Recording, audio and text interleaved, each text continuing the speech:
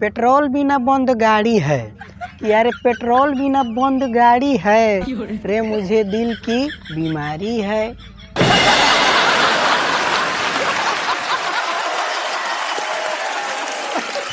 हाँ तो भैया लोग ई दिल के बीमारी बहुते भारी बा। ई रोग तो सब लोगवे के धइले बा। अरे लइका लइकी के का कही ए भाई, जे शादीशुदा बानू जेकर आधा दर्जन लइका बाणे उनहु के ई बीमारिया ध लेले बा ए भाई। बाकी सबसे ज्यादा ई दिल के बीमारी से लइका लइकी परेशान बाणे। जेने देखो ओनिए ई बीमारी के मरीज घूमतारे। ई दिल के बीमारी कोरोना से भी भयंकर बीमारी बा ये भाई। कोरोना तो सब केहू के लपेटत रहल, बाकी सारावा दिल के बीमारी खाली लैला मजनू सन के गियर में लेतावे।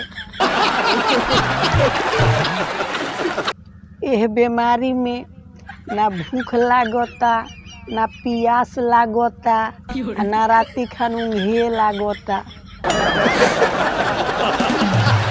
और ई का कहीं ये भाई कबो कबो तो मैदानों नहीं खे लागत।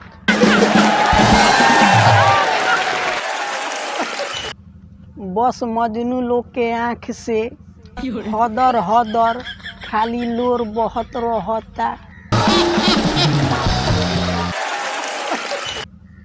100 में से 100% ये दिल के बीमारी के मरीज अपना धरती पर मौजूद बाणे। कोरोना महाराज तो घट के कम हो गईले, बाकी दिल के बीमारी कम होखे के नामे नहीं खेले। ई तो सारा दिनों रात बढ़ते जाता।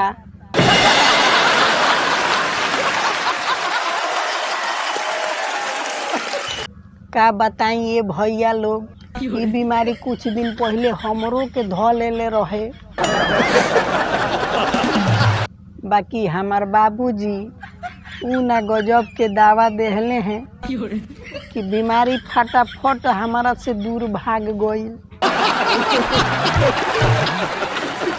हमार बाबूजी दोनों हाथ बांध के पिछवाड़ा पर ऊ ना लात जूता बजैले हैं कि बीमारी 1 मिनट में भाग गईल।